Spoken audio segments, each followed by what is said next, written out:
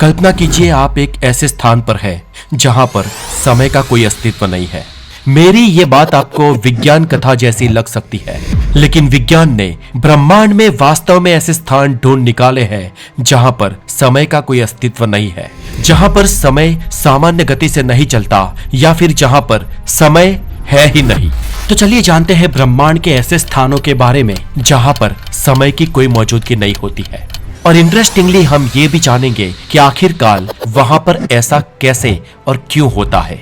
तो स्वागत है आपका द नॉलेज में। मैं हूं हितेश गिरी गोसाई। आप है हेल्दी और साइंटिफिक ज्ञान से भरे एक चैनल द नॉलेज पर। और अगर आप यहाँ पर नए हैं तो इसे सब्सक्राइब जरूर करें, because knowledge is everything. Sir Albert Einstein की थियरी कहती है कि समय सापेक्ष है। वो ब्रह्मांड की कुछ जगहों पर फास्ट या कुछ जगह पर धीमा हो सकता है। सर एल्बर्ट आइंस्टाइन की जनरल थियरी ऑफ रिलेटिविटी के अनुसार हम स्पेस में जितनी ज्यादा तेजी से यात्रा करेंगे उतना ही समय हमारे लिए स्लो गति से बहेगा। मानो कि आप एक ऐसे स्पेसक्राफ्ट में बैठे हो जो लगभग प्रकाश की गति से चलता है, यानी कि प्रकाश की गति से 99.99% स्पीड से चलता है। और अब ऐसे स्पेसक्राफ्ट की घड़ी को आप पृथ्वी की घड़ियों से मिलाओगे तो आपको पता चलेगा कि फास्ट गति से चलने वाले स्पेसक्राफ्ट के अंदर मौजूद घड़ी बहुत ही धीमी रफ्तार से चल रही है।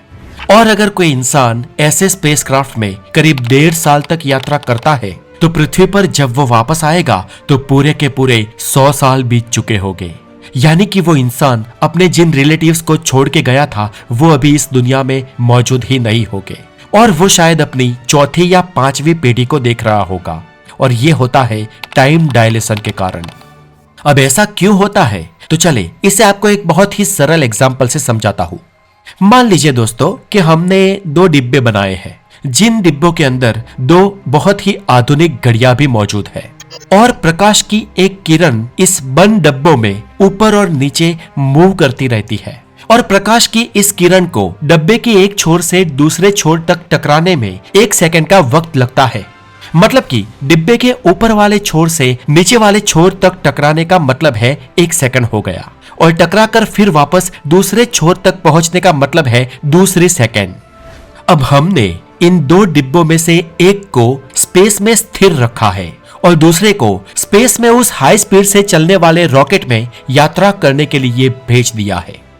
अब दोस्तों इस एक्सपेरिमेंट में आप पाएंगे कि पृथ्वी पर मौजूद जो डिब्बा है, यानी कि जो स्थिर डिब्बा है, उसमें प्रकाश की बिंब समान गति से डिब्बे के दोनों छोरों से टकराती है।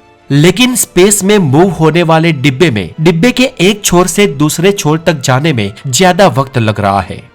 ये इसलिए हो रहा है क्योंकि डिब्बे की स्पीड के कारण अब प्रकाश को अधिक सफर तय करना पड़ रहा है, इसलिए अब उसे डिब्बे के दोनों छोर पर पहुंचने में ज्यादा वक्त लग रहा है। अब इन दोनों घड़ियों में हमारी क्लॉक तो तभी सेकंड को काउंट करेगी जब प्रकाश की बीम डिब्बे के छोर से टकराएगी। इसलिए यहाँ पर आप देख रहे हैं कि स्पेस में हाई स्पीड से गति कर रहे डिब्बे में सेकंड्स धीमी हो रही है, यानी कि वहां पर समय धीमा हो गया है और पृथ्वी पर समय नॉर्मल गति से ही बह रहा है।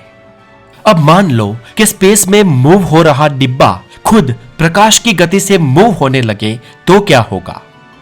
तो दोस्तों इस परिस्थिति में प्रकाश जितना अंतर काटेगा उसके साथ डिब्बा भी उतना ही आगे चलता जाएगा, और इसलिए इस स्थिति में प्रकाश की किरण डिब्बे के छोर से टकरा ही नहीं पाएगी, क्योंकि वो खुद प्रकाश की गति से भाग रही है। क्योंकि यहाँ पर डिब्बा खुद प्रकाश की गति से यात्रा कर रहा है, इसलिए डिब्बे में मौजूद प्रकाश की बिंब भी डिब्बे के साथ प्रकाश की स्पीड से ही यात्रा करेगी, और इसलिए वहां मौजूद हमारा क्लॉक अगला सेकंड काउंट ही नहीं कर पाएगा। मतलब कि प्रकाश की स्पीड पर समय रुक जाएगा। दोस्तों हमारी आम डिजिटल क्लॉक्स भी उसकी बैटरी के अंदर मौजूद इलेक्ट्रॉन्स की मूवमेंट के कारण ही हमें समय दिखाती है। और दोस्तों हमारी पृथ्वी पर मौजूद इस घड़ी को भी अगर प्रकाश की स्पीड से यात्रा कराई जाए तो उसमें मौजूद इलेक्ट्रॉन्स इस लाइट स्पीड पर यात्रा ही नहीं कर पाएंगे, यानी कि मूव ही नहीं हो पाएंगे, और तब हमारी इस पृथ्वी पर बनाई घड़ी भी वहां पर स्टॉप हो जाएगी। यही कारण है दोस्तों कि हमारे हाई स्पीड से मूव कर रहे सैटेलाइट्स की क्लॉक काफी समय बाद कुछ नैनोसेकंड स्लो हो जाती है, और इसलिए आज हमें स्पेस में मौजूद सैटेलाइट्स की घड़ियों को पृथ्वी की घड़ियों से मिलाने के लिए हर साल उसका टाइम चेंज करना पड़ता है। और दोस्तों ये टाइम चेंजिंग का फर्क बहुत ही मामूली सा हो सकता है, किंतु ये फर्क हमें ये बताता है कि हम इस टाइम डायलेशन के कारण भविष्य में यात्रा कर सकते हैं।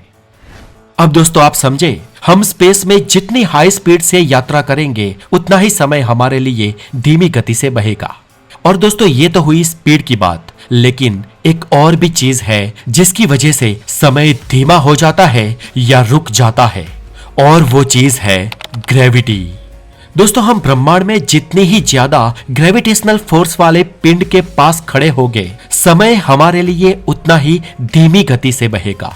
फॉर एग्जाम्पल, ब्लैक होल्स की ग्रेविटी ब्रह्मांड में सबसे अधिक होती है, इसलिए उसके पास यानी कि उसके इवेंट होराइजन के बाहर, उसके इर्द गिर्द अगर किसी प्लेनेट पर या अपने स्पेसक्राफ्ट में भी हम वहां पर खड़े रहते हैं तो वहां पर हमारे लिए समय पृथ्वी के मुकाबले बहुत ही धीमी गति से चलेगा। और दोस्तों ब्लैक होल के इवेंट होराइजन के अंदर तो समय पूर्णतः रुक जाएगा। अब दोस्तों ग्रेविटी या ब्लैक होल के कारण आखिर ऐसा कैसे हो सकता है, तो दोस्तों चले इसे भी एक आसान उदाहरण से समझते हैं। दोस्तों यहाँ पर आप जान लीजिए कि स्पेस और टाइम दोनों ही एक दूसरे के साथ जुड़े हुए हैं और लाइट की स्पीड कांस्टेंट है, और इसलिए ब्रह्मांड में किसी भी हालात में, किसी भी परिस्थिति में स्पेस कभी भी लाइट की स्पीड में खलेल नहीं डालता है, लेकिन वो समय में खलेल जरूर डालता है। ब्रह्मांड में हर कोई वस्तु अपनी साइज के या मास के हिसाब से ब्रह्मांड के स्पेस टाइम को कर्व करती है। मतलब कि मानो कि ये ब्रह्मांड पूरा स्पेस टाइम की एक झाझरमान चादर के बराबर है, और इस चादर के ऊपर जो चीज जितनी बड़ी होगी वो अपने भार के कारण चादर को उतना ही मोड़ेगी। मतलब कि पृथ्वी जैसी चीज ब्रह्मांड के स्पेस टाइम को एक लिमिटेशन में मोड़ पाएगी, इसलिए पृथ्वी की ग्रेविटी उस हिसाब से होगी। लेकिन सूरज की ग्रेविटी पृथ्वी से बहुत ज्यादा है, जिसने पृथ्वी के साथ सभी ग्रहों को बांधे रखा है, क्योंकि सूरज का मास बहुत बड़ा है और वो ब्रह्मांड के स्पेस टाइम में ज्यादा कर्वेशन पैदा करता है, यानी कि ज्यादा बड़ा गड्ढा बनाता है।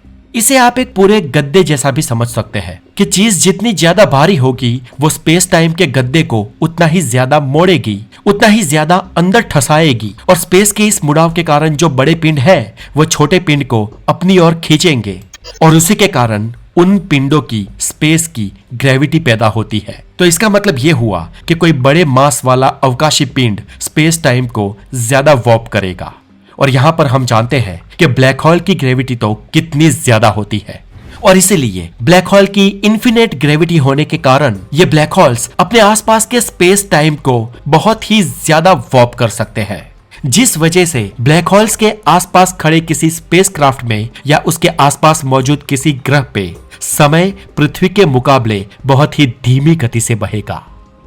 तो दोस्तों इस वीडियो से आप समझ गए होंगे कि समय स्पीड और ग्रेविटी की वजह से क्यों धीमी गति से बहता है। यह समय स्पेस और मूवमेंट के कारण ही जन्मा है, और इसीलिए हम ये मानते हैं कि बिग बैंग से पहले समय का कोई अस्तित्व ही नहीं था, क्योंकि बिग बैंग से पहले ना तो स्पेस था और ना ही मूवमेंट। तो दोस्तों आई होप इस वीडियो में आपके डाउट्स क्लियर हो गए होंगे, लेकिन दोस्तों अभी भी शायद आपके मन में एक डाउट बना रह सकता है। आप कहोगे कि हितेश भाई आपने ये तो समझा दिया कि समय ब्रह्मांड में किन जगहों पर कम स्पीड से बहता है, या अगर ब्रह्मांड में कहीं पर समय की मौजूदगी नहीं है तो वो क्यों नहीं है। लेकिन डाउट ये हो सकता है कि प्रकाश की स्पीड से ज्यादा गति से चलने पर समय का क्या होगा। प्रकाश की स्पीड से चलने पर समय ही खत्म हो जाता है। तो हाइपोथेटिकली ही सोचो कि अगर प्रकाश की गति से ज्यादा तेजी से यात्रा की जाए तो हमें क्या नजर आएगा। तो दोस्तों इसके लिए हमने पहले भी एक वीडियो बनाई है, जिसका लिंक इस वीडियो के डिस्क्रिप्शन में दिया गया है। आप उस वीडियो पर जरूर जाएं और जानें कि प्रकाश की गति से ज्यादा तेजी से यात्रा करने पर समय का तो भले ही कोई वजूद ना हो, लेकिन आपको वहां पर क्या महसूस होगा। तो दोस्तों आज के लिए इतना ही। आई रिपीट इट अगेन कि अगर आप द नॉलेज पर नए हो तो इस चैनल को जरूर सब्सक्राइब करें। अपना बहुत सारा ध्यान रखें। Stay connected. Have a wonderful day. Take care.